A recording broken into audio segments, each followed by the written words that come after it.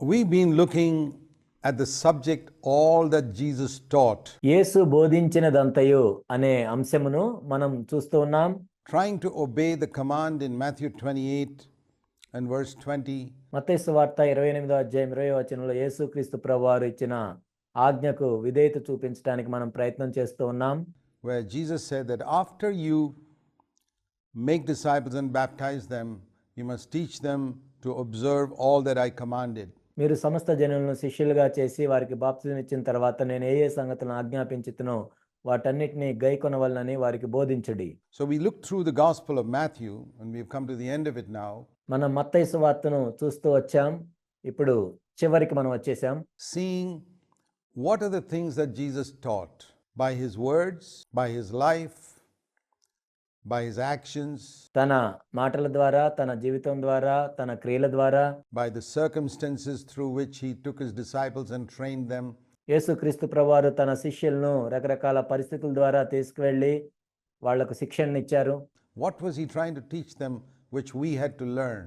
వాళ్లకు ఏదైతే బోధించడానికి ప్రభువు ప్రయత్నించారో మనం కూడా వాటిని నేర్చుకోవాలి. What was he trying to teach from the actions of others, like the blind men who came and asked for healing and he said, according to your faith, be it unto you? వేరే వాళ్ళు చేసిన క్రియల ద్వారా యేసుక్రీస్తు ప్రభువారు ఏదైతే వాళ్లకు బోధించదలిచారో దాన్ని మనం నేర్చుకోవాలి. ఉదాహరణకు మనం చూసినట్లయితే ఒక గుడ్డివానితో ప్రభు ఈ విధంగా చెప్పారు, నీ నమ్మిక చొప్పున నీకు కలుగునుగాక. In his relationships with people, the numerous lessons that we've been learning over the past many sessions, ఆయన ప్రజలతో ఆయన కలిగి ఉన్న సంబంధాన్ని బట్టి, ఆ సందర్భాలను బట్టి అనేక విషయాలను మనము గత అధ్యయనముల్లో చూస్తూ వచ్చాం. concerning all that Jesus taught. యేసు బోధించిందంతా కూడా మనం చూస్తూ వస్తున్నాం. Now it's possible for us to understand that all in our mind when we took a study on the veil, that is the flesh of Jesus, and the tabernacle. ఇప్పుడు ఈ అధ్యయనములన్నీ మనం చేసి మన మనసులో వీటిని అర్థం చేసుకోవచ్చు. మనము తెర గురించి చదివినట్లుగా ప్రత్యక్ష గుడారంలో A few sessions earlier, we saw that there's a veil between the soul and the spirit. కొన్ని సెషన్లకు ముందు మనం చదివాము, ఆత్మకి ప్రాణమునకు మధ్యలో ఒక తెర ఉంటుంది. And to be spiritual, we must allow that veil to be rent in our life, like the veil in the temple was rent. నీవు ఆత్మీయుడిగా అవ్వాలి అంటే మన జీవితంలో ఆ తెర చినిగిపోవాలి. దేవాలయంలో ఆ తెర ఏ విధంగా చినిగిపోయిందో. That means our will needs to be yielded దీని అర్థం ఏంటంటే మన చిత్తము దేవునికి లోబడాలి. and surrendered. We have to say, not my will. In other words, we've got to obey what God shows us. నా చిత్తము కాదు నీ చిత్తమే ప్రభువా అని మనము మన చిత్తము దేవునికి లోబడాలి. Then we enter into the most holy place, live in God's presence continuously. అప్పుడు మనం దేవుని యొక్క అతి పరిశుద్ధ స్థలంలోనికి ప్రవేశించి దేవుని యొక్క సన్నిధిలో నిరంతరము జీవిస్తూ ఉంటాం. And God can dwell in our spirit continuously. అప్పుడు దేవుడు మన ఆత్మలో నిరంతరము జీవిస్తూ ఉంటాడు. The glory of God fills our life. This is the truly spirit-filled life. దేవుని యొక్క మహిమ మనలో ఉంటుంది. ఇది నిజముగా ఆత్మతో నింపబడిన జీవితము. The spirit-filled life is a life where we constantly say no to our own will. ఆత్మతో నింపబడిన జీవితం అంటే మనము ఎల్లప్పుడూ నిరంతరము కూడా మన చిత్తానికి కాదు అని చెప్పటం. Perfect spirit-filled man was Jesus Christ. సంపూర్ణంగా పరిపూర్ణంగా ఆత్మతో నింపబడిన వ్యక్తి ఎవరైనా ఉన్నారు అంటే ఆయన యేసు క్రీస్తు ప్రభువారు. And in him we see what it means to be filled with the Spirit. ఆత్మతో నింపబడటం అంటే ఏంటి అని మనం అర్థం చేసుకోవాలంటే మనం క్రీస్తును చూడాలి. Fullness of grace and fullness of truth. కృపా సత్య సంపూర్ణుడు. The kindness and the strictness of God both manifested in one person.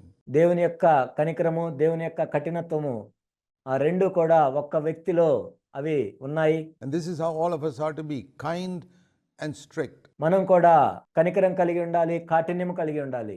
Upright for God's principles, compassionate from the depth of our heart. దేవుని యొక్క నియమాల విషయంలో మనం ఎంతో యథార్థంగా ఉండాలి. మన హృదయాంతరంగాల్లో నుండి కనికరాన్ని కలిగి ఉండాలి. So we've come now to Matthew 28 and verse 16, the last 5 verses. ఇప్పుడు మనం మత్తయి సువార్త 28వ అధ్యాయం 16వ వచనం నుండి చివరి 5 వచనాలను చూద్దాం. The 11 disciples proceeded to Galilee. 11 మంది శిష్యులు యేసు తమకు నిర్ణయించిన గలిలయలోని కొండకు వెళ్ళిరి. We were considering the resurrection, how Jesus did not appear to anybody except disciples after his resurrection. మనం పునరుద్ధానం గురించి చూస్తూ వచ్చాము. యేసుక్రీస్తు ప్రభువారు పునరుద్ధానుడు అయిన తర్వాత శిష్యులకు తప్ప ఎవరికి ఆయన కనపడలేదు. He did not want any cheap publicity. He didn't want it then and he doesn't want it now. ఎటువంటి చౌకబారు ప్రదర్శనను ఆయన చేయదలుచుకోలేదు. ఆయనకు అప్పుడు అది అవసరం లేదు, ఇప్పుడు కూడా అవసరం లేదు. The 11 disciples proceeded to Galilee to the mountain which Jesus had designated. And when they saw him, they worshipped him, but some were doubtful. 11 మంది శిష్యులు యేసు తమకు నిర్ణయించిన గలిలయ కొండకు వెళ్ళిరి. వారు ఆయన్ను చూచి ఆయనకు మ్రొక్కిరి గాని కొందరు సందేహించిరి. It's always the case, even among Christians. Some worship. Worship means they fall down at their feet, at his feet, and say, "You are our Lord." ఎల్లప్పుడూ క్రైస్తవుల్లో కూడా ఇది ఉంటుంది. కొంతమంది ఏమో ఆయన్ని ఆరాధిస్తూ ఉంటారు. ఆరాధించటం అంటే ఆయన పాదములకు మ్రొక్కి నీవే ప్రభువు అని వాళ్ళు చెప్తూ ఉంటారు. And there are others who doubt. There are always these two categories. కొంతమంది మాత్రం సందేహిస్తూ ఉంటారు. ఎప్పుడు కూడా ఈ 2 రకాలకు చెందిన గుంపులు ఉంటూనే ఉంటారు. And Jesus came up and spoke to them, saying, "All authority has been given to me in heaven and on earth. Therefore, go and make disciples." అయితే యేసు వారి యొద్దకు వచ్చి పరలోకమందును భూమి మీదను నాకు సర్వాధికారం ఇవ్వబడి ఉన్నది. కాబట్టి మీరు వెళ్ళి సమస్త జనులను శిష్యులుగా చేయండి. Now, generally speaking, when people are told to go into all nations to make disciples, they are told there's a need out there. సాధారణంగా మనం చూసినట్లయితే మీరు సమస్త దేశములకు వెళ్ళి సమస్త జనులను శిష్యులుగా చేయమని ఎవరైనా చెప్తున్నారు అంటే అక్కడ అవసరం ఉంది కాబట్టి వెళ్ళమని చెప్తుంటారు. Therefore, go. అవసరం ఉంది కాబట్టి మీరు వెళ్ళండి అని చెప్తారు. Whereas Jesus never said that. Jesus never said, "There's a great need all over the world, therefore go." యేసుక్రీస్తు ప్రభువారు ఎప్పుడు ఆ విధంగా చెప్పలేదు. ఈ లోకంలో ఎంతో గొప్ప అవసరం ఉంది కాబట్టి మీరు వెళ్ళండి అని చెప్పలేదు. He said, "No, all authority in heaven and earth is given to me, therefore go." ఆ విధంగా ఆయన చెప్పలేదు. పరలోకమందును భూమి మీద నాకు సర్వాధికారం ఇవ్వబడి ఉన్నది కాబట్టి మీరు వెళ్ళండి. And when you go on the basis of all authority being given to Jesus Christ, యేసుక్రీస్తు ప్రభువుకి సర్వాధికారం ఇవ్వబడింది కాబట్టి దాన్ని ఆధారం చేసుకొని నువ్వు వెళ్ళినట్లయితే the results are much different than when you go trying to meet a need. నీవేదో అవసరం ఉందని వెళ్ళిన దానికి, యేసు ప్రభు యొక్క అధికారంతో వెళ్ళిన దానికి దాని ఫలితాలు ఎంతో వేరుగా ఉంటాయి. If you go trying to meet a need, you can end up as a nervous wreck. ఏదో అక్కడ అవసరం ఉంది దాన్ని తీర్చడానికి నువ్వు వెళ్ళినట్లయితే నువ్వెంతో నిరుత్సాహపడి తిరిగి వస్తావు. And I've seen so many missionaries who are nervous wrecks. ఎంతో మంది మిషనరీలు నేను చూశాను. వాళ్ళు ఎంతో వైఫల్యం చెంది వెనుతిరిగినట్లుగా చూశాను. At the end of many years of labor in India, they are grumpy, sour. భారతదేశంలో అనేక సంవత్సరాలు వాళ్ళు సేవ చేసినా కానీ వాళ్ళు ఎంతో దిగులుగా, నిరుత్సాహంగా, critical, complaining, grumbling, సణుగులు, గొణుగులు, ఫిర్యాదులు, a pathetic testimony to Christ. And I wonder, క్రీస్తు కొరకు వాళ్ళు ఎంతో దౌర్భాగ్యమైన సాక్షులుగా ఉన్నారు. in India, why in the world did these people cross an ocean and come here నేను వాళ్ళని చూసి ఏమనుకున్నానంటే ఎందుకు వాళ్ళు సముద్రాలల్లా దాటి ఇక్కడికి వచ్చారు? to demonstrate this type of Christianity? ఇలాంటి క్రైస్తవత్వాన్ని చూపించడానికా? It would have been far better if they had stayed where they were and never came and polluted this land. వాళ్ళు ఎక్కడున్నారో అక్కడే ఉండి ఇక్కడికి వచ్చి ఈ దేశాన్ని కలుషితం చేయకుండా ఉంటే బాగుండేది కదా అనుకున్నాను నేను. With the corrupt version of Christianity that they manifested. చెడిపోయిన క్రైస్తవత్వాన్ని వాళ్ళు చూపిస్తూ వచ్చారు. There have been occasionally a few really godly missionaries too. కానీ భారతదేశంలో అప్పుడప్పుడు అక్కడక్కడ ఎంతో మంచి మిషనరీలు కూడా వచ్చారు. In India, who knew God, who were sent by God and who came under the authority of Christ. వాళ్ళు దేవుణ్ణి ఎరిగిన వారు, దేవుని చేత పంపబడిన వారు, క్రీస్తు యొక్క అధికారాన్ని తెలుసుకున్నవారు. But they were very few. కానీ వాళ్ళు చాలా తక్కువ మంది ఉన్నారు. And those folks who come nowadays on so-called mission trips for 2 weeks, they are not missionaries, they are tourists. ఇప్పుడు ఏదో మిషన్ ట్రిప్స్ అని 2 వారాల కోసం వస్తూ ఉంటారు. వాళ్ళు మిషనరీలు కాదు, వాళ్ళు విహారయాత్రకు వచ్చినట్లు వస్తారు. The real servants of God are those who have gone on the basis of Christ's authority. నిజమైన దైవ సేవకులు ఎవరు అంటే ఎవరైతే క్రీస్తు యొక్క అధికారంతో వెళ్తారో వాళ్ళే. In other words, they submitted to Christ's authority and Christ sent them. ఇంకో మాటలో చెప్పాలంటే వాళ్ళు క్రీస్తు యొక్క అధికారానికి లోబడినప్పుడు క్రీస్తు వాళ్ళని పంపిస్తాడు. And then they didn't have to send reports and beg for money and అప్పుడు వాళ్ళు ఏదో నివేదికలు పంపించాల్సిన అవసరం లేదు, డబ్బు కోసం అడుక్కోవాల్సిన పని లేదు. compare whether they're getting more and the other missionary is getting more. వాళ్ళకి ఎక్కువ వస్తున్నాయా, వేరే మిషనరీలకు ఎక్కువ వస్తున్నాయా అని పోల్చుకోవాల్సిన అవసరం లేదు. The type of trash I've seen among some missionaries. కొంతమంది మిషనరీల మధ్య ఇలాంటి చెత్త విషయాలను కూడా నేను చూశాను. No, they go under Christ's authority. నిజమైన దైవ సేవకులు క్రీస్తు యొక్క అధికారం చొప్పున వాళ్ళు వెళ్తారు. And anyone who's serving the Lord today, seeking to make disciples, need to ask themselves, did you go because there was a need? ఈనాడు దేవుణ్ణి సేవిస్తున్న వారు, శిష్యులుగా తయారు చేయాలి అనుకున్న వాళ్ళు, వాళ్ళు ప్రశ్నించుకోవాల్సింది ఏంటంటే, అక్కడ అవసరం ఉందని నువ్వు వెళ్తున్నావా? Or did you go because of Christ's authority? లేక క్రీస్తు యొక్క అధికారం ఆధారం చేసుకొని వెళ్తున్నావా? But people say, well, didn't Jesus say, lift up your eyes and look at the harvest because it's plentiful, the fields are white unto harvest? That's right. కానీ కొంతమంది ఏం చెప్తారంటే, యేసుక్రీస్తు ప్రభువారు ఈ విధంగా చెప్పారు కదా, మీ కన్నులెత్తి చూడండి, కోత ఎంతో విస్తారంగా ఉంది, పొలాలు అన్ని తెల్లబడి ఉన్నాయి.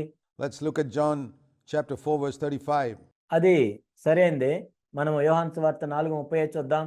There are yet 4, you say there are 4 months, then comes the harvest. I say, lift up your eyes and look at the fields. They are white for harvest. ఇంకా 4 నెలలైన తర్వాత కోతకాలం వచ్చినని మీరు చెప్పుదురు కదా, ఇదిగో మీ కన్నులెత్తి పొలములు చూడి, అవి ఇప్పుడే తెల్లబారి కోతకు వచ్చినవని మీతో చెప్పుచున్నాను. So what should you do? Follow Jesus, who said in verse 34, the previous verse, my meat is not to meet the need. My meat is to do the will of him who sent me and to finish his work. కాబట్టి ఏం చేయాలి మీరు? యేసుక్రీస్తు ప్రభుని వెంబడించండి. 34వ వచనంలో ఆయన ఏం చెప్పాడంటే, నన్ను పంపిన వాని చిత్తము నెరవేర్చుటయు ఆయన పని తుదముట్టించుటయు నాకు ఆహారమై ఉన్నది. He didn't say, I'm seeing the need, I'm going to rush out and do something. No. నేను అవసరాన్ని చూస్తున్నాను కాబట్టి వెళ్ళి ఏదో ఒకటి చేస్తానని ప్రభు చెప్పలేదు. The fields are white unto harvest. But how do you know where you are supposed to go? పొలములు తెల్లబారి కోతకొచ్చాయి, కానీ నువ్వు ఎక్కడికి వెళ్ళాలని నీకు ఎలా తెలుస్తుంది? My food is to do the will of him who sent me and to finish his work. నన్ను పంపిన వాని చిత్తము నెరవేర్చుటయు ఆయన పని తుదముట్టించుటయు నాకు ఆహారం అయినది. We must take both those verses together. Or the other passage a lot of people quote. ఈ రెండు వచనాలను మనం కలిపి చదవాలి. ఇంకొక వాక్య భాగాన్ని ఏం చెప్తుంటారంటే, In Matthew chapter 9, the harvest is plentiful, verse 37, but the workers are few. Therefore, what should you do? Go? No. He said, therefore, pray. మనుషులు ఇంకొక వాక్య భాగాన్ని ఏం చూపిస్తూ ఉంటారంటే, మత్తయి సువార్త 9వ అధ్యాయం 37వ వచనము, కోత విస్తారమే గాని పనివారి కొద్దిగా ఉన్నారు కనుక ఏం చెప్పారు? మీరు వెళ్ళమని చెప్పారా? కాదు, తన కోతకు పనివారిని పంపమని కోత యజమాని వేడుకొనుడని తన శిష్యులతో చెప్పాను, ప్రార్థించమని చెప్పారు. So much of misquoting of scripture చాలా మంది లేఖనాలను తప్పుగా ఎత్తి చూపిస్తుంటారు by people, and people volunteer to go out for missionary work because they are ignorant of scriptures. చాలా మంది స్వచ్ఛందంగా మిషనరీ పని చేయడానికి వెళ్తారు, కానీ వాళ్ళు వాక్యం విషయంలో ఏమి తెలుసుకోరు. And like I've often said, if you don't read the Bible, you deserve to be deceived. నేను ఎప్పుడూ చెప్తుంటాను, నీవు వాక్యాన్ని సరిగా చదవనట్లయితే నీవు మోసపోవటానికి అర్హుడవే. So many people have gone and made a mess of their life because they went out without God sending them. ఎంతో మంది ఆ విధంగా వెళ్ళి వాళ్ళ జీవితాలని పాడు చేసుకున్నారు, ఎందుకంటే దేవుడు పంపించకుండానే వాళ్ళు వెళ్ళారు. Why should you go? నీవెందుకు వెళ్ళాలి? All authority in heaven and earth, Jesus says, is given to me. పరలోకమందును భూమి మీదను సర్వాధికారము నాకు ఇవ్వబడి ఉన్నది కనుక Therefore, go. మీరు వెళ్ళండి. And those who have gone on that basis accomplish more than 1,000 people who go out to meet a need.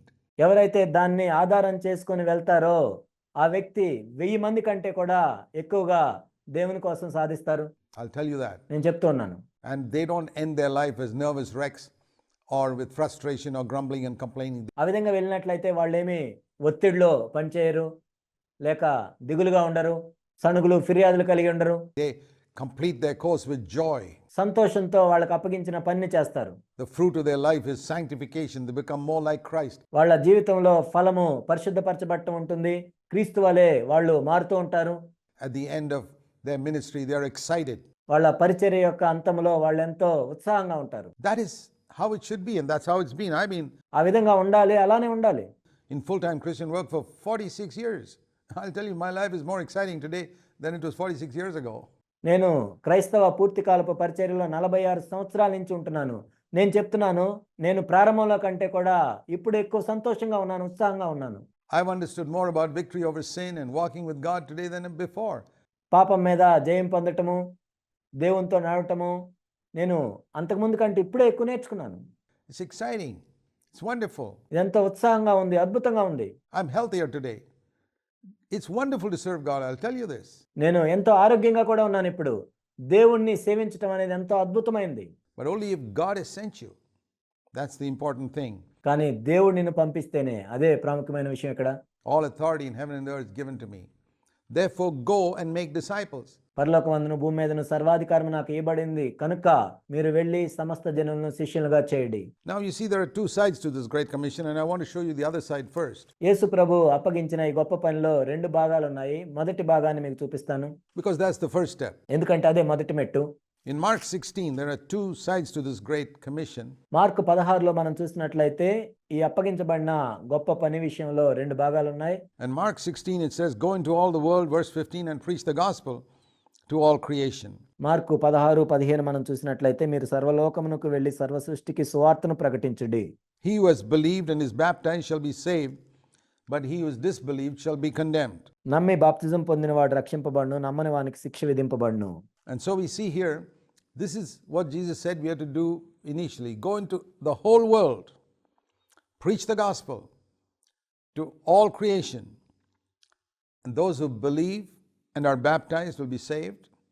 Those who don't believe, baptism is not mentioned there, will be condemned. యేసుక్రీస్తు ప్రభువారు ఇక్కడ చెప్పింది ఏంటంటే ప్రారంభంలో మనం ఇది చేయాలి. మీరు సర్వలోకమునకు వెళ్ళి సర్వ సృష్టికి సువార్తను ప్రకటించుడి. నమ్మి బాప్తిజం పొందినవాడు రక్షించబడును, నమ్మని వానికి శిక్ష విధింపబడును. బాప్తిజం పొందని వానికి శిక్ష విధింపబడును అని లేదు ఇక్కడ, నమ్మని వానికి శిక్ష విధింపబడును. It doesn't say those who are not baptized will be condemned. Those who don't believe will be condemned. And connected with this type of evangelism are signs and wonders. ఈ సువార్తీకరణకు సంబంధించి ఇక్కడ సూచక్రియలు అద్భుతాలు జరుగుతాయని ప్రభు చెప్పారు. Wherever people go and do frontier evangelism in the Acts of the Apostles or even today, they see these signs and wonders happening even today. ఎవరైతే వెళ్ళి మొట్టమొదటిగా సువార్త అందని చోటుకు వెళ్ళి సువార్త చేస్తూ ఉంటారో వాళ్ళ చేత ఇవన్నీ జరుగుతూ ఉంటాయి. అపోస్తల కార్యంలో ఇది జరిగింది. ఈ అద్భుతాలు సూచక్రియలు ఇప్పటికి కూడా జరుగుతూ ఉన్నాయి. All these 20 centuries it has happened because that's the way the Lord confirms the gospel. ఈ 20 శతాబ్దాల్లో కూడా ఇవన్నీ జరిగాయి. ఆ విధంగానే యేసుక్రీస్తు ప్రభువారు సువార్తని స్థిరపరుస్తూ వచ్చారు. With casting out demons and speaking with new tongues and దయ్యములను వెళ్ళగొట్టడం, క్రొత్త భాషలు మాట్లాడటం, sick being healed, etc. It all happened then and it's happening today. రోగులు స్వస్థపరచబడటం ఇవన్నీ కూడా అప్పుడు జరిగాయి, ఇప్పుడు కూడా జరుగుతూనే ఉన్నాయి. It says the Lord worked with them, verse 20, 20వ వచనంలో మనం చూసినట్లయితే ప్రభువు వారికి సహకారుడై ఉండి, confirming the word by the signs that followed. This is connected with evangelism. వెనువెంట జరుగుచూ వచ్చిన సూచక్రియల వలన వాక్యమును స్థిరపరచుచుండెను. ఇదంతా కూడా సువార్తకు సంబంధించింది. Wherever you go with evangelism, I would never dream of going out to preach the gospel in a completely virgin area if I did not believe that Jesus could heal the sick and cast out demons. నువ్వు ఎక్కడికైనా సువార్త చేయటానికి వెళ్తూ ఉన్నప్పుడు, అసలు సువార్త ప్రకటించబడని కొత్త ప్రాంతాలకి నువ్వు వెళ్తున్నప్పుడు యేసుక్రీస్తు ప్రభువారు రోగులను స్వస్థపరచటం, దయ్యములను వెళ్ళగొట్టడం అలాంటివి నాకు ఇవ్వనట్లయితే నేను అక్కడికి వెళ్ళటానికి కూడా ఊహించుకోలేను. I wouldn't dream of doing it. నేను ఆ విధంగా చేయటాన్ని ఊహించుకోలేను కూడా. How could I tell those people that who had never heard of Jesus, never read a Bible, యేసు ప్రభు గురించి వినకుండా వాళ్ళు అసలు బైబిల్ చదవకుండా నేను వాళ్ళకి ఏమని చెప్పాలి? that this baby born in Israel 2000 years ago and was killed and raised up 2000 సంవత్సరాల క్రితం ఇశ్రాయేల్లో ఒక శిశువు జన్మించాడు, ఆ తర్వాత ఆయన మరణించాడు, తిరిగి లేచాడు, is alive today? How could I prove it to them? ఇప్పుడు ఆయన జీవిస్తున్నాడు అని నేను ఏ విధంగా రుజువు చేయగలను? They'll think it's a fairy tale. వాళ్ళు ఏమనుకుంటారంటే ఇది ఒక కట్టుకథ అనుకుంటారు. The only way I can prove it is by saying, bring your sick, bring your demon possessed, and see, I'll prove to you that Jesus is alive. నేను వాళ్ళకి ఏ విధంగా రుజువు చేయగలనంటే, రోగుల్ని తీసుకొని రండి, దయ్యములు పట్టిన వారిని తీసుకొని రండి, యేసు ప్రభువారు జీవించి ఉన్నాడని నేను మీకు రుజువు చేస్తానని చెప్పగలను. Yes, it's true. It happens even today. ఇది నిజం. ఈ రోజుల్లో కూడా ఇది జరుగుతుంది. And everyone who goes out to preach the gospel in new areas must believe that. కొత్త ప్రాంతాలకు వెళ్ళి సువార్తను ప్రకటించే వాళ్ళందరూ కూడా దీన్ని నమ్మాలి. And I tell you, the Lord will confirm the word where those who believe. ఎవరైతే దీన్ని నమ్ముతారో దేవుడు తన వాక్యాన్ని స్థిరపరుస్తాడు. But the commission doesn't stop there. కానీ అప్పగించబడిన గొప్ప పని అక్కడ ఆగిపోలేదు. Once these people have believed because they have seen Christ healing the sick and casting out demons, ఒకసారి వీళ్ళు యేసుక్రీస్తు ప్రభువారు రోగుల్ని స్వస్థపరుస్తున్నాడని, దయ్యములు వెళ్ళగొట్టబడుతున్నాయని నమ్మిన తర్వాత, and they come there and receive Christ as their savior and their sins are forgiven, then what do? వాళ్ళు యేసుక్రీస్తు ప్రభు దగ్గరికి వచ్చి ఆయన మా రక్షకుడని నమ్ముకున్న తర్వాత మీరు ఏం చేస్తారు? Many preachers just leave it at that and say, let's get another person to that place. Let's get another person to that place. And they have this bunch of babies, spiritual babies, all born again, and nobody's growing up to maturity. ఇక్కడ తిరిగి జన్మించిన ఆత్మ సంబంధమైన శిశువులు అందరూ ఉంటారు, కానీ ఎవరు పరిపూర్ణత వైపు ఎదగట్లేదు. And ultimately, this pastor has 100 babies lying there, చిట్ట చివరికి ఏమవుతుందంటే ఈ పాస్టర్ 100 మంది శిశువులను కలిగి ఉంటాడు. and just with their feeding bottles in their mouth for 20-30 years, they live like that. 20-30 సంవత్సరాలు వాళ్ళ పాల సీసాలు నోట్లో పెట్టుకొని అంతే ఉంటారు వాళ్ళు. Babies, not growing up. వాళ్ళు శిశువులు, వాళ్ళు ఎదగట్లేదు. Just like the church in Corinth, Paul told the church in Corinth, I can't preach anything to you, he says, except Jesus Christ and him crucified.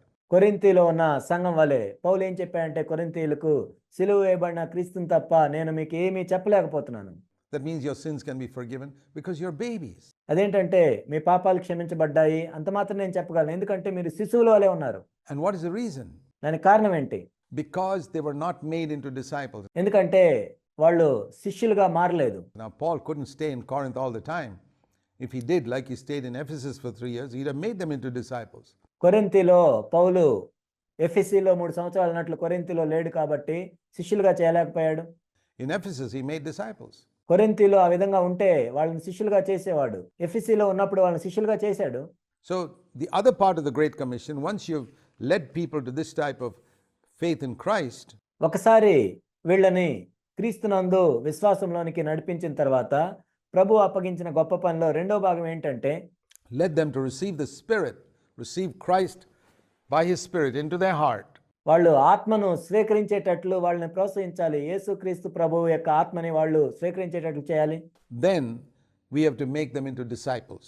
ఆ తర్వాత వాళ్ళని శిష్యులుగా మనం చేయాలి. This is the second part of the Great Commission. ప్రభు అప్పగించిన గొప్ప పనిలో ఇది రెండో భాగము. Go and make disciples in all nations, Matthew 28:19, baptizing them in the name of the Father, Son, and Holy Spirit. మత్తయి సువార్త 28వ అధ్యాయం 19వ వచనము. కాబట్టి మీరు వెళ్ళి సమస్త జనులను శిష్యులుగా చేయండి, తండ్రి యొక్కయు కుమారుని యొక్కయు పరిశుద్ధాత్మ యొక్కయు నామములోనికి వారికి బాప్తిస్మం ఇవ్వండి. So, in other words, before you baptize them, you got to tell them, listen, you're not just going to heaven when you die. That's not what you're converted for. మీరు బాప్తిసం ఇచ్చే ముందు వాళ్ళకి ఈ మాట చెప్పాలి. మీరు ఎందుకు మారు మనసు పొందారంటే చనిపోయినాక పరలోకానికి వెళ్ళటానికి కాదు. You got to be a disciple. That means you got to learn from Jesus and follow him. He's your leader. మొట్టమొదటిగా నువ్వు శిష్యుడిగా మారాలి అంటే యేసుక్రీస్తు ప్రభు దగ్గర నుంచి నేర్చుకోవాలి, ఆయన వెంబడించాలి, ఆయనే మీ నాయకుడు. He's there up in front. He's already gone ahead of you. ఆయన ఎంతో ముందుగా ఉన్నాడు, ఇప్పటికే ఆయన చాలా ముందుకు వెళ్ళిపోయాడు. Came to earth as a man, lived on earth as a man, overcame sin. ఆయన ఈ భూమి మీదకి ఒక మానవుడిగా వచ్చాడు, ఒక మానవునిగా జీవించాడు, పాపాన్ని జయించాడు, Served the Father, overcame the devil, తండ్రిని సేవించాడు, సాతాన్ని జయించాడు. and says, in me you'll have peace. In the world you'll have tribulation. Come follow me. Deny yourself and follow me. ఈ లోకంలో మీకు శ్రమ కలుగును, నా యందు మీకు సమాధానం ఉందని చెప్పాడు. నన్ను వెంబడించుడి అని చెప్పాడు. మిమ్మల్ని మీరు ఉపేక్షించుకొని నన్ను వెంబడించుడి అని చెప్పాడు. We have to make the claims of discipleship clear to them right at the beginning. ప్రారంభంలోనే శిష్యుడిగా ఉండటానికి షరతుల్ని మనం చెప్పాలి. Just like Jesus told the rich young ruler. The conditions of discipleship are 3. Primarily, Luke 14:26. ప్రాథమికంగా మనం చూసినట్లయితే శిష్యుడిగా ఉండటానికి 3 షరతులు ఉన్నాయి. లూకా 14:26. In simple words, love Jesus more than father, mother, wife, children, brothers, sisters, and his own life. సామాన్యంగా చెప్పాలంటే తండ్రిని, తల్లిను, భార్యను, పిల్లలను, అన్నదమ్ములను, అక్క చెల్లెళ్ళను తన ప్రాణము కంటే కూడా ఎక్కువగా యేసుక్రీస్తు ప్రభువుని ప్రేమించాలి. So this person must be taught to love Jesus Christ now that he's received Christ as his Savior, to love Jesus Christ more than he loves his father, more than he loves his mother, more than he loves his brothers and sisters and family members, and even other brothers and sisters in the church. కాబట్టి ఇప్పుడు ఆ వ్యక్తికి ఏం చెప్పాలంటే, నీవు నీ తల్లి కంటే, తండ్రి కంటే, అన్నదమ్ముల కంటే, అక్క చెల్లెల కంటే, నీ బంధువుల కంటే, సంఘంలో ఉన్న ఇతర సహోదరుల కంటే కూడా ఎక్కువగా నువ్వు యేసుక్రీస్తు ప్రభువుని ప్రేమించాలి అని చెప్పాలి. Then secondly, he must be told to deny himself, verse 27, and take up the cross. రెండవదిగా 27వ వచనంలో మనం చూసినట్లయితే తను తాను ఉపేక్షించుకొని తన సిలువను మోసుకొని నన్ను వెంబడించాలి. That means related to hating his own life. ఇదేంటంటే తన ప్రాణాన్ని ద్వేషించుకోవటం. That means he's denying his life. That means he's not going to seek now his reputation. తన ప్రాణాన్ని తాను ద్వేషించుకోవటం అంటే ఏంటంటే ఇప్పుడు తన పేరు ప్రతిష్టల కోసం ఆయన ప్రాకులాడట్లేదు. And his honor and his will తన ఘనత కోసం, తన చిత్తం కోసం. We have to teach him that, otherwise he can't be a disciple. Jesus said it so clearly in verse 27. ఆ వ్యక్తికి ఎంతో స్పష్టంగా బోధించాలి. లేనట్లయితే ఆ వ్యక్తి శిష్యుడు కానేరడు. 27వ వచనంలో యేసుక్రీస్తు ప్రభువారు ఎంతో స్పష్టంగా చెప్పారు. And then Luke 14:33, the third condition, he must be taught to love Jesus more than all his earthly possessions. తనకున్న భూ సంబంధమైన సంపదలన్నిటికంటే కూడా ఎక్కువగా యేసు ప్రభుని ప్రేమించాలి అని ఆ వ్యక్తికి బోధించాలి. 33వ వచనం. So basically, discipleship is loving Jesus more than one's relatives and fellow believers. ముఖ్యంగా శిష్యత్వము అంటే ఏంటంటే, మొట్టమొదటిది తన బంధువుల కంటే, తోటి విశ్వాసుల కంటే, మరెవరికంటే కూడా ఎక్కువగా యేసుక్రీస్తు ప్రభువుని ప్రేమించటం. Loving Jesus more than one's own will and one's own reputation and life. తన సొంత చిత్తము, సొంత ప్రాణము, సొంత ఘనత కంటే కూడా ఎక్కువగా యేసుక్రీస్తు ప్రభువుని ప్రేమించటం. And thirdly, loving Jesus more than one's possessions. మూడోది ఏంటంటే, తన సంపదల కంటే కూడా ఎక్కువగా యేసుక్రీస్తు ప్రభువుని ప్రేమించటం. Discipleship is loving Jesus supremely. శిష్యత్వం అంటే యేసుక్రీస్తు ప్రభువునే సర్వోన్నతముగా ప్రేమించటం. To love God with all your heart, soul, strength and mind. నీ పూర్ణ హృదయంతో, పూర్ణ మనసుతో, పూర్ణ బలముతో, పూర్ణ శక్తితో నీ దేవుణ్ణి ప్రేమించాలి. That is where we have to lead these people and show them, as they get light, you must seek to love him more than everything else. వాళ్ళు వెలుగును పొందే కొలది కూడా మరి దేనికంటే, ఎవరికంటే కూడా ఎక్కువగా యేసుక్రీస్తు ప్రభువునే ప్రేమించాలి అనే విషయాన్ని మనం చూపించాలి. It's a willingness that God seeks for first. మొట్టమొదటిగా ఆ ఇష్టాన్ని దేవుడు చూస్తాడు. And if there's a willingness, gradually it will become real in area by area in their life. వాళ్ళు నిజంగా ఇష్టపూర్వకంగా ఆ విధంగా ఉన్నట్లయితే ఒక్కొక్క విషయంలో దేవుడు అది నిజమవునట్లు చేస్తాడు. And as they open every area, they'll be filled with the Holy Spirit. ఆ విధంగా వాళ్ళ హృదయంలో సమస్తము వాళ్ళు తెరచినట్లయితే దేవుడు తన పరిశుద్ధాత్మతో నింపుతాడు.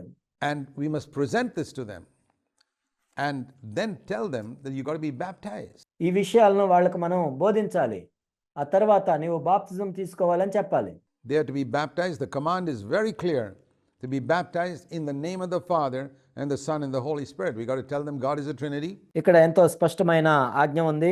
వాళ్ళు తండ్రి యొక్క, కుమారుని యొక్క, పరిశుద్ధాత్మ యొక్క నామంలోనికి బాప్తిజం పొందాలి.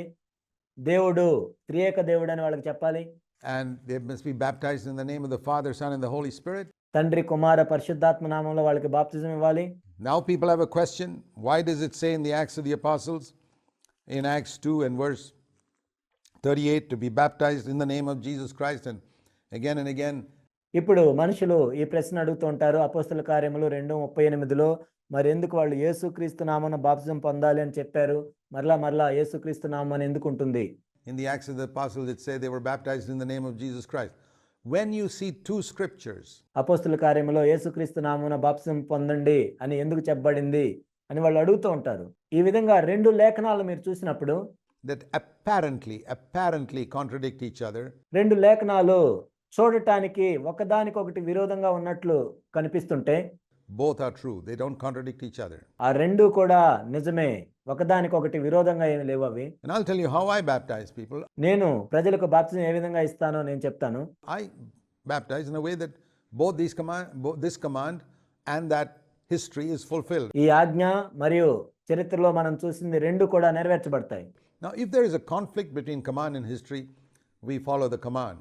ఆజ్ఞకి చరిత్రకి ఏమైనా మధ్య విరోధంగా ఉన్నట్లు అనిపించినట్లయితే మనం ఆజ్ఞనే పాటించాలి. Because history, Acts of the Apostles also tells us a lot of wrong things that the apostles did, అపోస్తల కార్యములో అపోస్తలులు చేసిన తప్పుల గురించి కూడా అందులో ఉంది.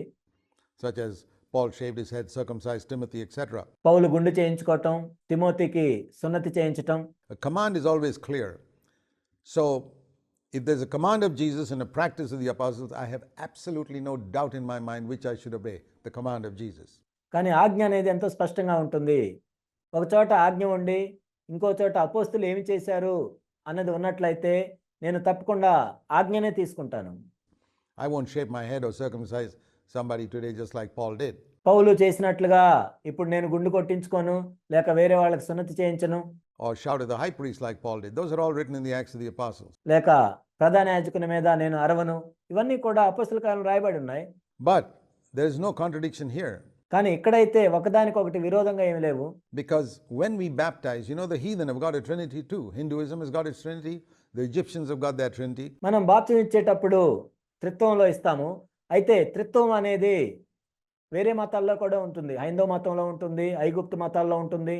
So if you just baptize in the name of Father, Son, and Holy Spirit, that person in a non-Christian religion will say that's fine. నువ్వు కేవలం తండ్రి కుమార పరిశుద్ధాత్మ నామంలోనే బాప్తిసం ఇచ్చినట్లయితే క్రైస్తవేతరుడు ఏమనుకుంటాడంటే That's my Hindu Trinity, ఈ త్రిత్వము హైందవ్యంలో కూడా ఉంది కదా అనుకుంటాడు. in whose name I was baptized, Father, Son, and Holy Spirit. నేను ఎవరి నామమున బాప్తిసం తీసుకున్నాను? తండ్రి కుమార పరిశుద్ధాత్మ నామమున. So we have to identify the Son as Jesus Christ. కాబట్టి అక్కడ కుమారుడు అంటే యేసు క్రీస్తు ప్రభువు అని మనం తెలియజేస్తున్నాం. So when I baptize people, I baptize them like this. I baptize you in the name of the Father and the Son, the Lord Jesus Christ, and the Holy Spirit. కాబట్టి నేను బాప్తిసించేటప్పుడు ఏం చేస్తా అంటే నేను తండ్రి నామమున కుమారుని నామమున, ఇక్కడ కుమారుడు యేసు క్రీస్తు ప్రభు నామమున పరిశుద్ధాత్మ నామమున బాప్తిస్తున్నానని చెప్తాను. So I identify that this is a Christian Trinity ఇది క్రైస్తవ త్రిత్వము అని ఆ విధంగా తెలియజేయబడుతుంది, and not one of those heathen trinities. అన్నిల్లో ఉన్న త్రిత్వం కాదు ఇది. I baptized him in the name of Jesus Christ. That is the meaning of Acts 2:38. నేను యేసు నామములో అక్కడ బాప్తిసం ఇచ్చాను. అది అపోస్తల కార్యములు 2:38లోని అర్థం. It does not disobey the command of Matthew 28:19. మత్తయి సువార్త 28:19లో ఉన్న ఆజ్ఞకి అక్కడేమి అవిధేయత చూపించలేదు వాళ్ళు. If people would only humble themselves and recognize the Bible is God's word, there's no contradiction in it. మనుషులు తమను తాము తగ్గించుకొని బైబిలు దేవుని యొక్క వాక్యం అని నమ్మినట్లయితే ఇలాంటి విరోధమైనవి ఏమి ఉండవు. These things are all settled very easily. ఇవన్నీ కూడా చాలా సులభంగా పరిష్కరించుకోవచ్చు. But people who use their clever brains go astray, and they deserve to go astray. కానీ ఎవరైతే వాళ్ళ తెలివితేటలు కలిగిన మెదడులు వాడుతూ ఉంటారో వాళ్ళు దారి తొలగిపోతారు, వాళ్ళు దారి తొలగిపోవటానికి అర్హులే. People who humble themselves and come to the Holy Spirit, the Spirit of God shows them the truth. ఎవరైతే తమను తాము తగ్గించుకొని దేవుని యొక్క ఆత్మ దగ్గరికి వచ్చినప్పుడు దేవుని యొక్క ఆత్మ వాళ్ళకి సత్యాన్ని చూపిస్తాడు. So once you baptize them, what do you do for the rest of their lives? Are they got to do nothing? No. ఒకసారి వాళ్ళు బాప్తిసం పొందిన తర్వాత మిగిలిన జీవితం అంతా ఏం చేస్తారు? ఏమి చేయకుండా ఉంటారా? కాదు. He said you must then, verse Matthew 28:20, teach them to observe or to obey or to do every single thing that I have commanded you. ఆ తర్వాత ఏం చేయాలంటే నేను మీకు ఏ ఏ సంగతులను ఆజ్ఞాపించితినో వాటన్నిటినీ గైకొనవలనని వాటికి విధేయత చూపించాలని వారికి బోధించుడి. And that's the study that we've been taking in these last 80 studies. గత 80 అధ్యయనముల్లో కూడా దీన్నే మనం అధ్యయనం చేస్తూ ఉన్నాం. Everything that Jesus commanded. And there are many other things also in some of the other gospels which యేసు క్రీస్తు ప్రభువారు ఆజ్ఞాపించినవన్నీ కూడా మిగిలిన సువార్తల్లో మిగిలిన విషయాలు కూడా ఉన్నాయి. we didn't cover in Matthew's gospel. మత్తయి సువార్తలో లేని కొన్ని విషయాలు కూడా వేరే సువార్తలో ఉన్నాయి. But that should be our goal, to see what Jesus commanded. యేసు క్రీస్తు ప్రభువారు ఏమి ఆజ్ఞాపించారో అని మనం చూడాలి. అదే మన గురి అయి ఉండాలి. That's why it's so important to read and study the scriptures. అందుకే మనము దేవుని యొక్క వాక్యాన్ని చదివి అధ్యయనం చేయటం అనేది ఎంతో ప్రాముఖ్యమైనది. You can't know what Jesus has commanded నీవు లేఖనాలని చదవకుండా అధ్యయనం చేయకుండా ఉన్నట్లయితే యేసుక్రీస్తు ప్రభువారు ఏమి ఆజ్ఞాపించారో కూడా నీకు తెలియదు. if you don't read and study the scriptures. This is the only book that God's ever given దేవుడిచ్చిన ఒకే ఒక్క పుస్తకం ఇది to man. మానవునికి. And we should then try to understand it and read it and find out what are the things God has commanded. అలా అయితే మరి మనం దీన్ని చదవాలి, అధ్యయనం చేయాలి, దేవుడు మనకేం చెప్పాడని చూడాలి, గ్రహించాలి. If you really love Jesus, the Bible says, if you love me, keep my commandments. నువ్వు నిజంగా యేసు ప్రభువుని ప్రేమిస్తున్నట్లయితే బైబిల్ ఏం తెలియజేస్తుందంటే నీవు నన్ను ప్రేమించిన యెడల నా ఆజ్ఞలను గైకొందువు. And when I say, Lord, I love you with all my heart, then the Lord says, keep all my commandments. ఓ ప్రభువా నా పూర్ణ హృదయంతో నేను నిన్ను ప్రేమిస్తున్నాను అని ప్రభువుకి చెప్పినట్లయితే ప్రభు ఏమంటాడంటే అయితే నా ఆజ్ఞలన్నీ గైకొను. And then I pray a little prayer.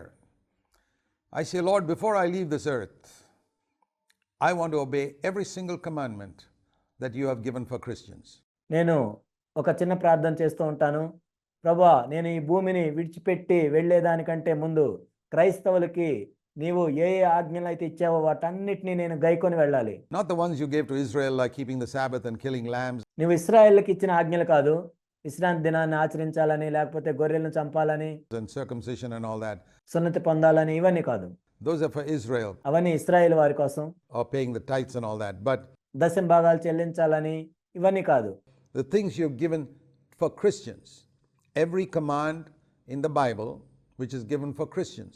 నీవు క్రైస్తవులకు ఇచ్చిన ఆజ్ఞలు, బైబిల్లో క్రైస్తవులకు నీవు ఇచ్చిన ప్రతి ఆజ్ఞ కూడా I want to obey every single one of them before I leave this earth. నేను ఈ భూమిని విడిచిపెట్టేదానికంటే ముందు ప్రతి ఆజ్ఞకు నేను లోబడాలి. That's how I prove that I love you with all my heart, soul, and strength. ఆ విధంగా నేను పూర్ణ హృదయంతో, పూర్ణ మనసుతో, పూర్ణ బలంతో నేను ప్రేమిస్తున్నానని రుజువు చేయగలను.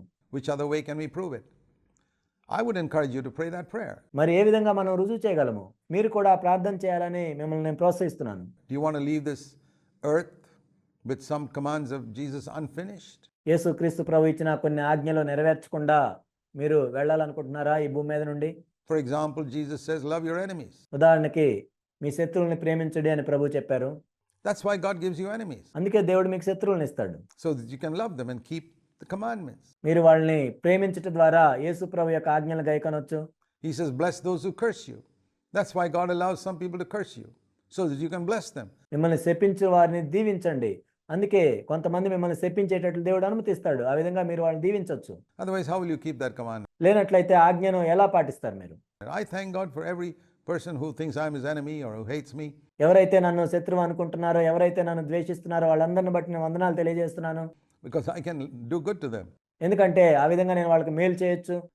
Those who curse me, I can bless them. నన్ను శపించే వారిని నేను దీవించవచ్చు. They all give me opportunities to obey Jesus' commandments. వాళ్ళందరూ కూడా ఏం చేస్తున్నారంటే యేసుక్రీస్తు ప్రభు యొక్క ఆజ్ఞలకు నేను లోబడేటట్లు అవకాశం ఇస్తున్నారు నాకు. Greet those who don't greet you. What an opportunity to obey a commandment when you meet somebody who doesn't want to greet you, who doesn't like your face. మీకు శుభమని చెప్పని వాళ్లకు మీరు శుభమని చెప్పుడి. ఎంత మంచి అవకాశమో కదా. ఎవరైతే మీ ముఖం చూసి మిమ్మల్ని ఇష్టపడరో, ఎవరైతే మీకు శుభమని చెప్పరో వాళ్ళకి మీరు శుభమని చెప్పొచ్చు. The wonderful opportunities we get all over in life మన జీవితంలో ఎన్నో అద్భుతమైన అవకాశాలు మనం పొందుతూ ఉంటాం. to obey Jesus' commandments to prove that we love him. యేసుక్రీస్తు ప్రభు యొక్క ఆజ్ఞలకు విధేయత చూపించడానికి, ఆ విధంగా మనం ప్రభువుని ప్రేమిస్తున్నామని రుజువు చేయడానికి. Many people who say they love Jesus on Sunday morning singing the songs, ఆదివారం ఉదయం పూట మేము ప్రభువుని ప్రేమిస్తున్నాము అని చెప్పి పాటలు పాడే వాళ్ళు అనేక మంది they don't really love him because they're not interested in keeping his commandments. నిజానికి వాళ్ళు ప్రభువుని ప్రేమించరు. ప్రభు యొక్క ఆజ్ఞలు గైకొనటానికి వాళ్ళకి ఇష్టం ఉండదు. They're not even interested in finding out what all Jesus has commanded. అసలు యేసుక్రీస్తు ప్రభువారు ఏమేమి ఆజ్ఞాపించారు అని చూడటానికి కూడా వాళ్ళకి ఆసక్తి ఉండదు. And it says here, not only we must do them, we must teach others to do them. ఇక్కడ ఏం చెప్పబడిందంటే వాటిని మనం గైకొనటం మాత్రమే కాదు, ఇతరులు గైకొనవాలని కూడా మనం బోధించాలి. Not teach people that, but teach them to do it. కేవలం వాటిని బోధించటం కాదు, అవి గైకొనవాలని బోధించాలి. Do you know the difference between teaching people swimming and teaching people actually to swim? ఈత గురించి బోధించటం వేరు, నిజంగా వాళ్ళు ఈత కొట్టేటట్టు బోధించటం వేరు. You can explain swimming on a blackboard. Explain how to move your legs and how to breathe. Blackboard మీద ఈత ఎలా కొట్టాలని మీరు నేర్పించవచ్చు. మీరు ఎలా శ్వాస తీసుకోవాలి, ఎలా ఈదాలి. You get a class of young people and explain on a blackboard, move your legs like this and breathe like this. మీరు యవనస్తులందరినీ ఒక చోట కూర్చోబెట్టి మీరు కాళ్ళు ఇలా ఆడించాలి, ఇలా శ్వాస తీసుకోవాలి నల్ల బోర్డు మీద చెప్పొచ్చు. And then say, go and jump in the river, they'll all drown. Because you can't teach swimming on a blackboard. ఆ విధంగా వాళ్ళు వెళ్ళి ఆ నదిలో దూకితే అందరూ కూడా మునిగిపోతారు. ఎందుకంటే ఈత నేర్పించడం అనేది బ్లాక్ బోర్డు మీద మనం చెప్పలేము. You got to get into the river and say, see what I'm doing, folks. నీవు కూడా ఆ నదిలోకి దిగి నేను ఏ విధంగా చేస్తున్నానో చూడండి అని చెప్పాలి. See how I move my hands, see how I lift my head, see how I breathe. చూడండి నా చేతులు ఎలా కదిలిస్తున్నాను, నా తల పైకి ఎలా లేపుతున్నాను, నేను ఎలా శ్వాస తీసుకుంటున్నాను. Follow me. That's the way to teach people swimming. నేను చేసినట్టు చేయండి అని వాళ్ళకి చెప్పడం ద్వారా ఆ విధంగా ఈత నేర్పించవచ్చు. And that's the way to teach people to follow Jesus Christ. యేసుక్రీస్తు ప్రభుని వెంబడించడం కూడా ఆ విధంగానే మనం నేర్పించవచ్చు. Not by preaching, but by living ఏదో బోధించడం ద్వారా కాదు, కానీ జీవించడం ద్వారా and demonstrating. That's why Paul said, follow me as I follow Christ. వాళ్ళకు ప్రదర్శించడం ద్వారా. అందుకే పౌలు ఏం చెప్పాడంటే నేను క్రీస్తును పోలి నడుచుకున్న ప్రకారం మీరు నన్ను పోలి నడుచుకునుడి అన్నాడు. And the great lack today is of preachers who can say that. ఈనాడు అలా చెప్పగలిగిన బోధకులు ఎంతో కొదువుగా ఉన్నారు. Dear friends, that's the greatest need. నా ప్రియ స్నేహితులారా, అదే గొప్ప అవసరం. We need to belong to a church which teaches people to do every single thing that Jesus commanded. యేసు క్రీస్తు ప్రభువారు ఆజ్ఞాపించిన ప్రతి ఆజ్ఞను కూడా బోధించే సంఘంలో మనం కూడా ఉండాలి. That's the type of church I want to be in, not just a church that has good music. అలాంటి సంఘంలో నేను ఉండాలనుకుంటున్నాను. ఏదో బాగా సంగీతం ఉన్న సంఘంలో కాదు, and good preaching, but that will help me to be obedient. బాగా బోధించే సంఘంలో కాదు, కానీ నేను యేసుక్రీస్తు ప్రభువుకి విధేయత చూపించడానికి సహాయం చేసే సంఘంలో. that will help me to obey the commandments, we need to keep the promises, claim the promises. ఆజ్ఞలకు విధేయత చూపించడానికి నాకు ఆ విధంగా సహాయపడుతుంది. అదేవిధంగా దేవుని యొక్క వాగ్దానాలను కూడా నేను ఎత్తిపట్టుకోగలను. So that's the second prayer we must pray. మనము రెండవ ప్రార్థనగా దీన్ని చేయొచ్చు. Lord, there are so many promises for Christians in the Bible. I want to claim every one of them. They're like checks. ప్రభువా, బైబిల్లో ఎన్నో వాగ్దానాలు ఉన్నాయి క్రైస్తవులకి. వాటన్నిటిని నేను స్వతంత్రించుకోవాలి. If somebody sends me 10 checks, I don't want to deposit only 5 of them in the bank. I want to deposit all 10. అవి చెక్కులు లాంటివి. ఎవరైనా నాకు 10 చెక్కులు పంపించినట్లయితే 5 చెక్కులే నేను బ్యాంకులో వేయను కానీ 10 చెక్కులను బ్యాంకులో వేస్తాను. Because they're meant to make me rich. ఎందుకంటే ఆ విధంగానే నేను ధనవంతుడిగా అవుతాను. And if there are 1,000 promises in the Bible for Christians, I want to claim all 1,000. క్రైస్తవుల కోసం బైబిల్లో 1000 వాగ్దానాలు ఉన్నట్లయితే ఆ 1000 వాగ్దానాలను నేను స్వతంత్రించుకోవాలి. Not 500 of them, not even 900 of them. కేవలం 500 కాదు, 900 కూడా కాదు. All 1,000 ఆ 1000 వాగ్దానాలన్నీ నేను స్వతంత్రించుకోవాలి. promises that I can claim. They're like checks for me. That'll make me spiritually rich. ఆ విధంగా వాగ్దానాలన్నిటిని నేను ఎత్తిపట్టుకోవాలి. అవి చెక్కులు లాంటివి. ఆత్మీయంగా నన్ను ధనవంతునిగా చేస్తాయి. This is what it means to obey the commandments, claiming the promises, seeking to be filled with the Holy Spirit. ఈ విధంగా ఆజ్ఞలకు లోబడాలి, వాగ్దానాలను స్వతంత్రించుకోవాలి, పరిశుద్ధాత్మతో నింపబడటానికి చూడాలి. And if we live like this, the promise is, lo, I am with you always, even to the end of the age. ఈ విధంగా నీవు జీవిస్తూ ఉన్నట్లయితే ఇక్కడ వాగ్దానం ఏంటంటే, ఇదిగో నేను యుగ సమాప్తి వరకు సదాకాలం మీతో కూడా ఉన్నాను. Verse 20. 20వ వచనం. The promise of the Lord's presence with us. ప్రభు యొక్క సన్నిధి మనతో ఉంటుందని ఆయన వాగ్దానం చేస్తూ ఉన్నాడు. This is what we must long for. Lord, I want your presence with me every single moment of every single day. దీని గురించే మనము తృష్ణ కలిగి ఉండాలి. ప్రభువా, ప్రతి దినము ప్రతి క్షణము కూడా నీ సన్నిధి నాతో ఉండాలి. I seek to have that presence with me when I'm preaching, wherever I go. నేను ఎక్కడికి వెళ్ళినా, ఎప్పుడు బోధిస్తున్నా కానీ దేవుని యొక్క సన్నిధి నాతో ఉండాలని నేను కోరుకుంటూ ఉంటాను. Or when you're facing a trial, what do you need? You need the presence of Jesus with you. లేక నీవు ఒక శ్రమ గుండా వెళ్తూ ఉన్నప్పుడు నీకు కావాల్సింది ఏంటి? యేసుక్రీస్తు ప్రభు యొక్క సన్నిధి నీకు కావాలి. When you face a difficulty, when you're tempted, నువ్వు ఏదైనా కష్టంలో గుండా వెళ్తున్నప్పుడు, నువ్వు శోధించబడుతున్నప్పుడు you need the presence of Jesus. That's what will strengthen you to drive temptation away. నీకు యేసు ప్రభు యొక్క సన్నిధి కావాలి. ఆ సన్నిధే ఆ శోధనని తరిమి కొడుతూ ఉంటుంది. What a promise it is. Lo, I am with you always. Keep a good conscience, therefore, my friend. ఎంత గొప్ప వాగ్దానమో కదా, సదాకాలం నేను మీతో ఉంటాను అని. నా స్నేహితుడా, మంచి మనస్సాక్షిని మీరు కలిగి ఉండండి. Seek to obey the commandments. And as you seek to obey, you'll find it not so easy. ఆజ్ఞలకు విధేయత చూపించడానికి ప్రయత్నం చేయండి. మీరు ఆ విధంగా ప్రయత్నం చేస్తున్నప్పుడు అది అంత సులభం కాదని మీకు తెలుస్తుంది. That's where John 14 and verse 15 and 16 come to help us. అక్కడే మనకి యోహాను సువార్త 14వ అధ్యాయం 15, 16 వచనాలు సహాయం చేస్తాయి. If you love me, keep my commandments. John 14:15. యోహాను సువార్త 14వ అధ్యాయం 15వ వచనము. మీరు నన్ను ప్రేమించిన యెడల నా ఆజ్ఞలను గైకొందురు. And the Lord is saying, yeah, I know it's difficult to keep the commandments. Therefore, verse 16, I will ask the Father to give you a helper. ఇక్కడ ప్రభువు చెప్తున్నాడు, ఆజ్ఞలను గైకొనటం అంత సులభం కాదు, అది కష్టమే. కాబట్టి 16వ వచనంలో ప్రభు ఏమంటున్నా అంటే, నేను తండ్రిని వేడుకొందును, మీ యొద్ద ఎల్లప్పుడూ ఉంటకై ఆయన వేరొక ఆదరణకర్తను మీకు అనుగ్రహించును. To keep the commandments. Another helper, just like me, నా వలే వేరొక ఆదరణకర్త, who will help you to keep the commandments. He'll be with you forever. మీరు ఆజ్ఞలు గైకొనటానికి ఆయన సహాయం చేస్తాడు. సదాకాలము ఎల్లప్పుడూ మీతోనే ఆయన ఉంటాడు. And that is, verse 17, the Spirit of truth, the Holy Spirit. The most important thing you need is to be filled with the Holy Spirit of God. నీకు కావాల్సింది, అత్యంత ప్రాముఖ్యమైనది ఏంటంటే పరిశుద్ధాత్మ చేత నీవు నింపబడాలి. When you were born again, if you received Christ as your Savior, నీవు తిరిగి జన్మించినప్పుడు క్రీస్తుని నీ రక్షకునిగా నీవు అంగీకరించినట్లయితే, repented of your sin, Christ came into your heart through His Holy Spirit. నీ పాపముల విషయమై నువ్వు మారు మనసు పొందినట్లయితే క్రీస్తు పరిశుద్ధాత్మ ద్వారా నీ హృదయంలోనికి వచ్చాడు. His Holy Spirit came in and you were born again. ఆయన పరిశుద్ధాత్మ నీలోనికి వచ్చినప్పుడు నీవు తిరిగి జన్మించావు. But that doesn't mean you're filled with the Holy Spirit. దాన్ని బట్టి నువ్వు పరిశుద్ధాత్మతో నింపబడ్డావు అన్నది కాదు. Your heart could be like a house with 10 rooms. There's light in one room where all your sins are cleansed away. నీ హృదయము ఒక 10 గదులు కలిగిన ఒక ఇల్లు వంటిది. ఒక గదిలో లైట్ ఉంది. అదేంటంటే నీ పాపాలు క్షమించబడ్డాయి. The room of guilt is clean and full of light. అపరాధ భావము కలిగి ఉన్న ఆ గది సంపూర్ణంగా పరిశుద్ధపరచబడింది. But there are other rooms. Your television room, your finances room, your కానీ వేరే గదులు కూడా ఉన్నాయి. నీ టెలివిజన్ గది ఉంది, నీ డబ్బుకు సంబంధించిన గది ఉంది, library and other areas in your heart లైబ్రరీకి సంబంధించిన గది ఉంది. నీ జీవితంలో వేరు విషయాలు కలిగి ఉన్న గదులు ఉన్నాయి. where you may not have allowed Jesus to come and అందులోనికి యేసు ప్రభు రావటానికి నీవు ఇంకా అనుమతించి ఉండకపోవచ్చు. flood it with light and drive away the things that displease him.